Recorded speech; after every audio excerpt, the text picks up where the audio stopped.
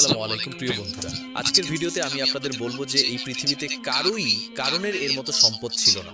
আমি আপনাদের বলবো কিভাবে হযরত মুসা আলাইহিস সালামের চাচাতো ভাই কারণ যাকাত না দেওয়ার কারণে তার সমস্ত সম্পদ সহ মাটির নিচে ডুবে গিয়েছিল। আমি আপনাদের এই বিষয়ে বলবো যা আপনাদের হৃদয় ছুঁয়ে যাবে ইনশাআল্লাহ। তাই ভিডিওটি শেষ পর্যন্ত দেখুন। আপনারা হয়তো জানেন যে মাটির নিচে সোনা, রূপা, হীরা, মূল্যবান পাথর, রুবির খনি আছে এবং সমুদ্রের নিচে অনেক জাই, পান্না, প্রবাল এবং মুক্তা আছে। কিন্তু আপনারা শুনে অবাক হবে যে এগুলো একসময় একক ব্যক্তির সম্পত্তি ছিল। এই পৃথিবীতে কেউ এত ধনী ছিল না এবং কখনো হবেও না। তার সম্পদ কিভাবে ছড়িয়ে পড়েছিল এবং কিভাবে তা মাটির নিচে এবং সমুদ্রের ভেতরে চলে গিয়েছিল, আমি আজ আপনাদের এই আশ্চর্যজনক গল্পটি বলবো। হযরত মুসা আলাইহিস সালামের চাচাতো ভাই এর নাম ছিল কারুন। কারণের ভাগ্য ছিল অনেক উঁচু। পৃথিবীর প্রতিটি কোণে তার গুদাম ছিল। তার নৌকা এবং জাহাজ প্রতিটি নদী এবং সমুদ্রে দলবদ্ধভাবে ভেসে বেড়াত। তিনি পৃথিবীর প্রতিটি বণিকের একমাত্র ঋণদাতা ছিলেন। তিনি প্রতিটি ব্যবসার প্রধান ব্যক্তি ছিলেন। তিনি নিজেই ব্যবসা করতেন এবং প্রতিদিন লক্ষ লক্ষ টাকা উপার্জন করতেন। হযরত মুসা আলাইহিস সালাম তাকে অনেক ভালোবাসতেন।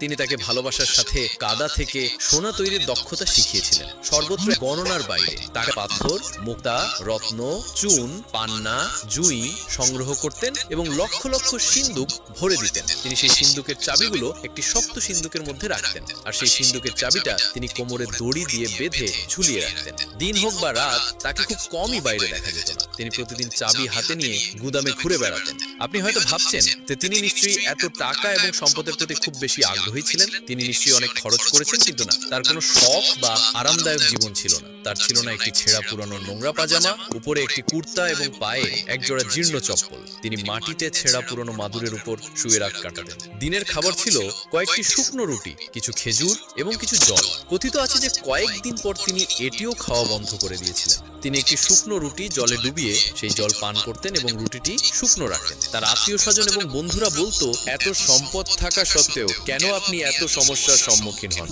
আপনি কি অন্তত এক জোড়া জুতা বা একটি সুন্দর পোশাক কিনতে পারেন? কারুন হেসে বলল, বাহ, তোমরা তো দারুণ উপদেশ দিচ্ছ। আমি কি সমুদ্র থেকে টাকা এনেছি যে তোমরা আমাকে ধনী বলে মজা করছো? এবার ভাবো, যদি আমি এই সামান্য টাকা খরচ করি তাহলে বৃদ্ধ বয়সে ক্ষুধার্ত অবস্থায় আমার বাচ্চাদের খাওয়াবে কে? বলো তো, তোমরা আমাকে রাস্তায় ভিক্ষুক বানাবে। তোমরা খুব চালাক হচ্ছ, আমি দেখছি। কারুনের এই কথা শুনে লোকেরা অবাক হয়ে সেখান থেকে চলে যেত। একদিন হযরত মুসা আলাইহিস সালাম কারুনের বাড়িতে পৌঁছে বললেন, কারুন, আল্লাহ তোমাকে এত সম্পদ দিয়েছেন, এর সামান্য অংশ গরিব মিসকিনদের দান করা উচিত।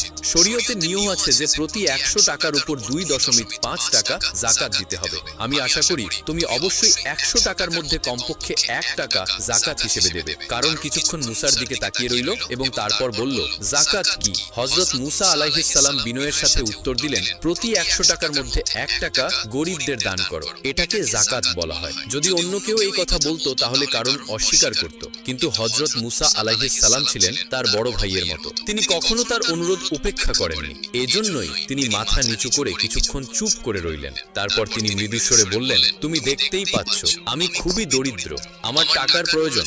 যাকাত দেওয়ার মতো পর্যাপ্ত টাকা আমার কাছে কোথায়? কারুনের কাছ থেকে এই কথা শুনে হযরত মুসা আলাইহিস সালাম বললেন, যার এত সম্পদ আছে সে যদি দরিদ্র হয় তাহলে কাকে ধনী বলা হবে? কারুন উত্তর দিলেন, এত কষ্ট করে ক্ষুধার্ত তৃষ্ণার্ত থেকে আমি এই সামান্য টাকা সঞ্চয় করেছি। যদি আমি এখন দান করি তাহলে বৃদ্ধ বয়সে আমি কি খাবো?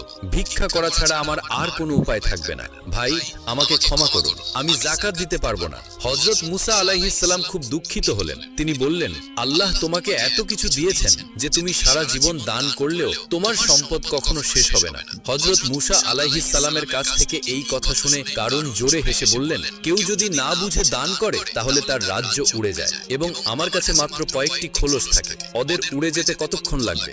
হযরত মুসা আলাইহিস সালাম বললেন, তুমি কি গরিব না ধনী? আমি তর্ক করতে আসিনি, আমি শুধু আমার কর্তব্য পালন করছি। যাকাত দেওয়া তোমার কর্তব্য, তাই আমি জিজ্ঞাসা করছি, তুমি কি যাকাত দেবে? অসহায়ভাবে কারুন বচসা শুরু করলে। ঠিক আছে, আমি আজ ভাববো, আগামীকাল উত্তর দেব। কারণের হৃদয়ে কোনো শান্তি ছিল না। সারাদিন সে ক্ষুধার্ত, তৃষ্ণার্থ এবং উদ্বেগে ডুবে রইল। ভাবতে থাকলো মুসাকে কি উত্তর দেব। অনেক চিন্তা করার পরেও সে কোনো সিদ্ধান্ত নিতে পারল না। সন্ধ্যা হয়ে গেল, অন্ধকার ঘিরে ফেলল। কারণ একটি বাতি জ্বালিয়ে হিসাব করতে বসল। 100-এর উপর 1 টাকা, 1000-এর উপর 10 টাকা, 1 লাখের উপর 10 টাকা। এখন তার মন ঘুরতে শুরু করলো। সে আবার হিসাব করতে শুরু করলো। যদি 1 লাখের উপর 1000 থাকে তাহলে 1 কোটির উপর 1 লাখ। কারণ হঠাৎ পাগলের মতো চিৎকার করে উঠল, মুসা, তোমার কথা শোনার চেয়ে আমার বুকে ছুরিকাঘাত করা ভালো। আমাকে 1 কোটি টাকার উপর 1 লক্ষ জাকাত দিতে হবে। কেন? গরিবরা কি তাদের উপার্জন আমার কাছে জমা রেখেছে যে আমি সেগুলো দান করব? আমি দেব না, আমি 1 পয়সাও দেব না। কারণ চুপচাপ বালিশে মুখ লুকিয়ে শুয়ে রইল আর মনে মনে সে হযরত মুসাকে অভিশাপ দিতে লাগলো। সেই রাতে কারুন ঘুমাতে পারল না। হঠাৎ তার চোখ প্রদীপের শিখার উপর পড়ল। সমস্ত তেল পুড়ে গেল, তবুও একটি চোখ প্রদীপের শিখার উপর পড়ল। সমস্ত তেল পুড়ে গেল, তবুও একটি পয়সাও আয় হলো না। সে প্রদীপ নিভিয়ে দিল। সে অন্ধকারে দেয়ালে পিঠ ঠেকিয়ে বসে রইল এবং সারা রাত আকাশ ও পাতালের কথা ভাবতে লাগল। পরের দিন সকালে সূর্য ওঠার সাথে সাথে হযরত মুসা আলাইহিস সালাম কারণের বাড়িতে পৌঁছে জিজ্ঞাসা করলেন, কারণ তুমি কি কিছু ঠিক করেছো? কারণ অবাক হয়ে আকাশ থেকে পড়ে গেলেন। তিনি জিজ্ঞাসা করলেন, তুমি ঠিক করার কথা কি বলছো? ওহ, আমি জাকাত ব্যাপারটা একেবারেই ভুলে গিয়েছিলাম। ঠিক আছে, আজ যাও, আমি অবশ্যই কাল তোমার প্রশ্নের উত্তর দেব। মুসা আলাইহিস সালাম সেখান থেকে চলে গেলেন। কিন্তু পরের দিন এলো একই অজুহাত, একই গড়িমসি। প্রতিদিন এভাবেই চলতে থাকে। কারণ মিথ্যা, চালাকি আর অহংকার করে তার দিনগুলো কাটিয়েছে। একদিন মুসা আলাইহিস সালাম রেগে বললেন, তোমার কি লজ্জা নেই? তুমি প্রতিদিন অজুহাত দাও। আমি এখন স্পষ্ট উত্তর চাই, তুমি জাকাত দেবে কি দেবে না? কারণ রাগে গর্জে উঠল, তুমি কি মনে করো আমি কিছুই বুঝতে পারছি না? ক্ষুধার্থ, তৃষ্ণার্থ থেকে কত পরিশ্রম করে আমি এই সম্পদ অর্জন করেছি, তোমার চোখ জ্বলছে। তুমি এখানে এসে বারবার আমাকে হয়রানি করছো। টাকা পেলেই তুমি তা লুট করবে। আমি এত বোকা নই, এটা কখনোই হবে না। আমি 1 পয়সাও দান করব না। তুমি যা করতে যাও তাই করো। কারণের কথা শুনে মুসা আলাইহিস সালাম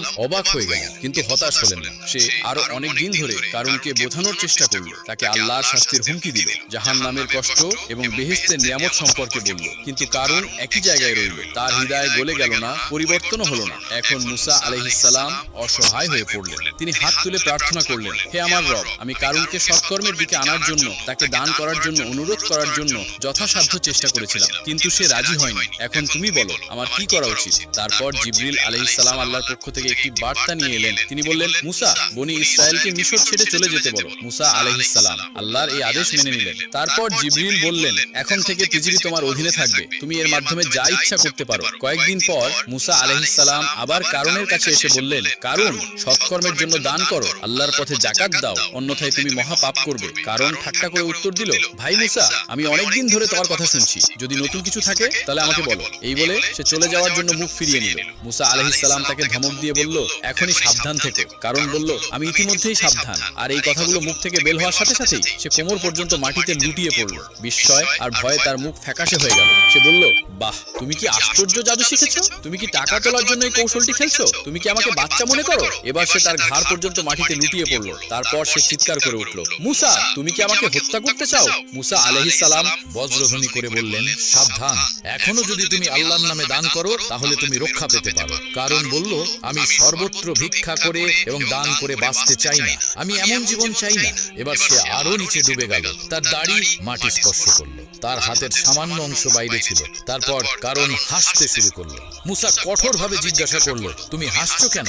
কারণ বলল, যে আশা নিয়ে তুমি আমাকে হত্যা করতে চাইছো তা কখনোই পূর্ণ হবে না। সব ধন সম্পদের চাবি, হ্যাঁ, আমার সম্পদ যে সকল সিন্ধুকের মধ্যে আটকে আছে তার চাবি দেখো আমার মুঠিতে। এই পৃথিবীতে এমন কোনো অস্ত্র নেই যা এই সিন্ধুকগুলো ভেঙে ফেলতে পারে, তাই আমাকে হত্যা করে কোনো লাভ নেই। হযরত মুসা আলাইহিস সালাম শান্তভাবে বলল, হে বোকা, গরিবদের কিছু দান করো, আল্লাহর পথে দান করো, হয়তো তোমার জীবন রক্ষা পাবে। কিন্তু কারণ কোনো উত্তর দিল না। সে শুধু সেই সিন্ধুকের দিকে তাকিয়ে রইল। মুসা আবার বলল, কারণ তোমার কি বেঁচে থাকার সামান্যতম ইচ্ছাও নেই? কারণ হযরত মুসা আলাইহিস সালামের দিকে না তাকিয়ে চিৎকার করে উঠল, না, একেবারেই না। হযরত মুসা আলাইহিস সালাম জিজ্ঞাসা করল, কিন্তু কেন? যদি তুমি বাঁচতে না চাও তাহলে কারণ কি? কারণ বলল, তুমি কি জানতে চাও কেন? কারণ আমি যদি বেঁচে থাকি তাহলে তোমরা আমাকে ধনী বলে পাগল করে দেবে। তারপর দানের নামে, যাকাতের নামে তোমরা আমার সমস্ত ধন সম্পদ লুট করে আমাকে রাস্তায় ফেলে দেবে।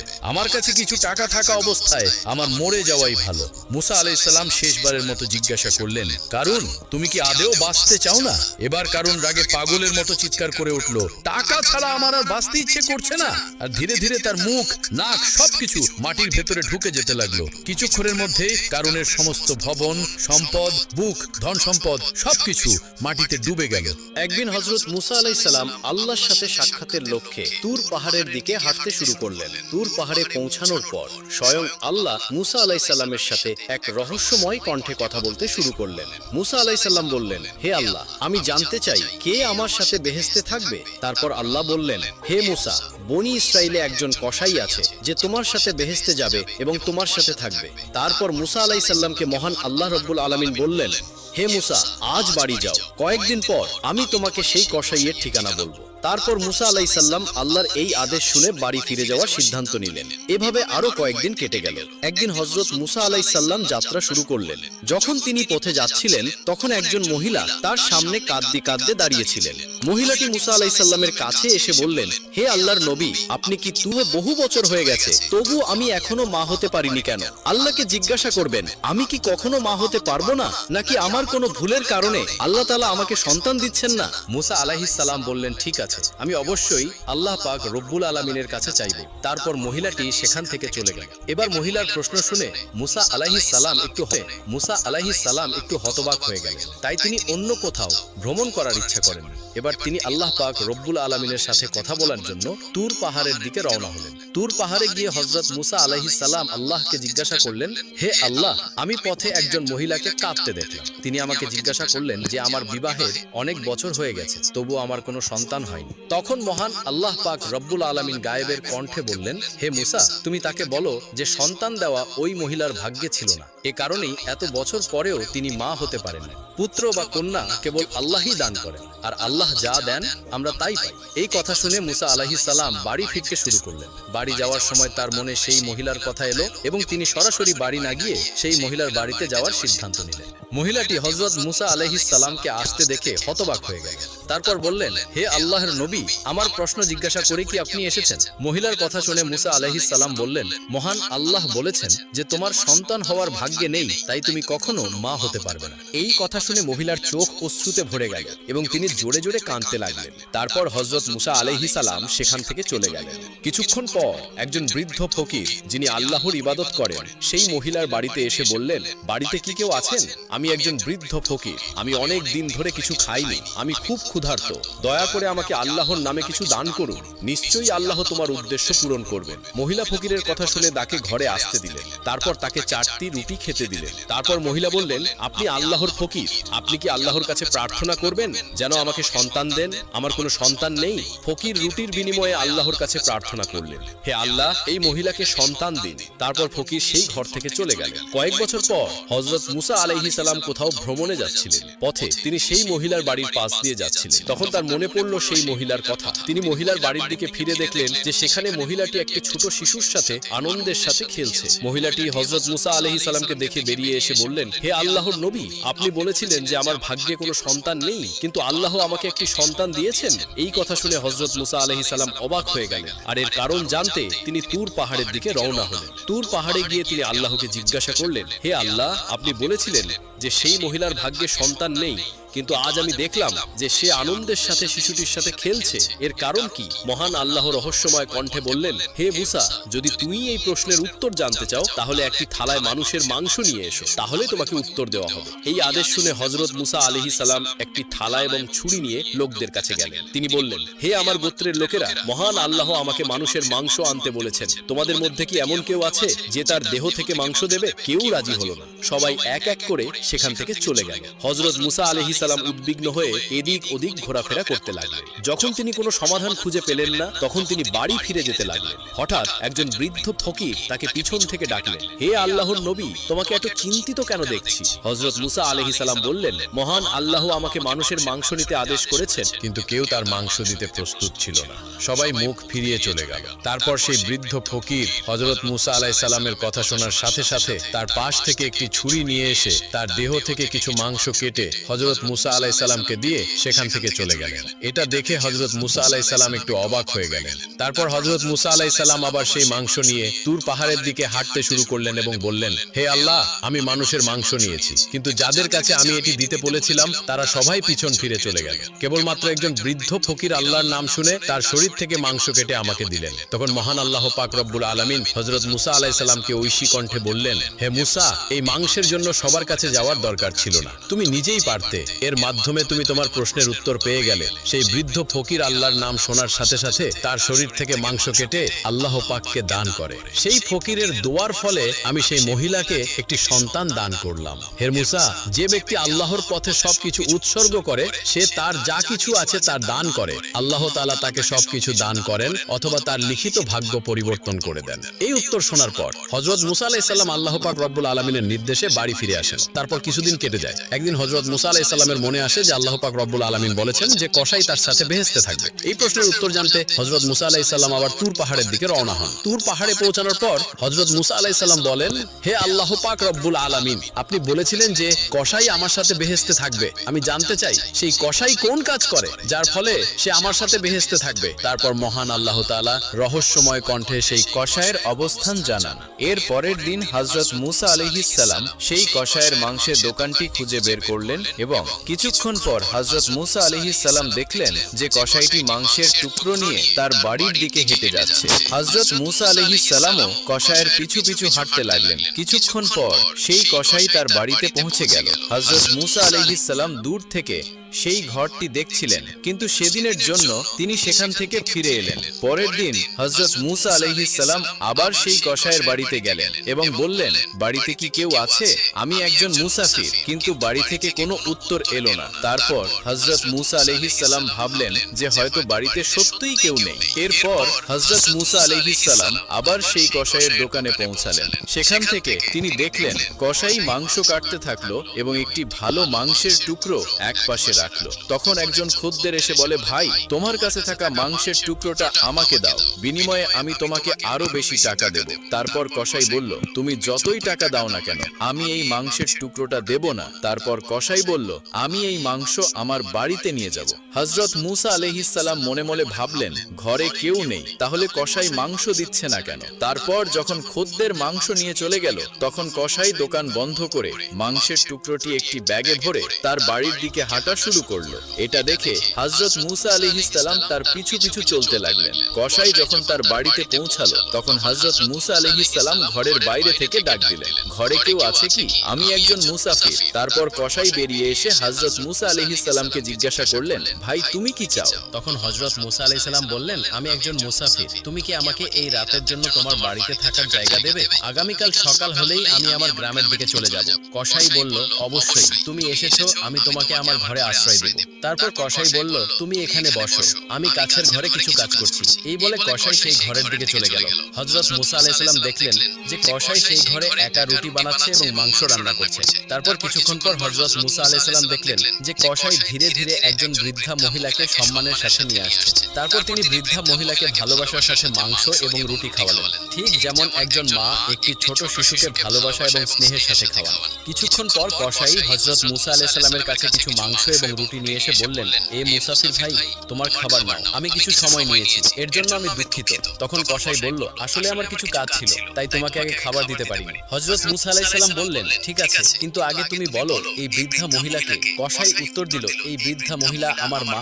এই পৃথিবীতে আমার মা ছাড়া আর কেউ নেই এবং আমার জন্যও কেউ নেই। আমি এই পৃথিবীতে তার একমাত্র ভরণ পোষণকারী। আমার মা এখন বৃদ্ধা হয়ে গেছেন, তিনি ঠিকমতো হাঁটতে পারেন না এবং ভালো করে খেতেও পারেন না। তাই আমি প্রতিদিন দোকান থেকে ভালো ভালো নরম মাংসের টুকরো এনে বাড়িতে রান্না করে আমার মাকে খাওয়াই। এই কথা শুনে হযরত মুসা আলাইহিস সালাম দেখলেন কসাই তার মায়ের প্রতি ভক্তি ও স্নেহ প্রদর্শন করছে। হযরত মুসা আলাইহিস সালাম অবাক হয়ে গেলেন। তারপর হযরত মুসা আলাইহিস সালাম কাছের ঘর থেকে দেখলেন যে বৃদ্ধা মহিলার দুই চোখ বেয়ে পানি পড়ছে এবং দুই হাত তুলে দোয়া করছেন। তিনি হাত তুলে আল্লাহর কাছে প্রার্থনা করলেন, হে আল্লাহ, তুমি রহমান ও রহিম, তুমি গফুর ও রহিম, তুমি সবকিছু জানো। এই পৃথিবীতে এমন কিছু নেই যার খবর তোমার কাছে গোপন থাকে। হে আল্লাহ, মা হয়ে আমি তোমার দরবারে আমার ছেলের জন্য প্রার্থনা করেছি। আমার এই ছেলেকে হযরত মুসা আলাইহিস সালামের সাথে জান্নাতে যাওয়ার তৌফিক দিও। তারপর হযরত মুসা আলাইহিস সালাম বাড়ি না গিয়ে তুর পর্বতে চলে গেলেন। তুর পর্বতে গিয়ে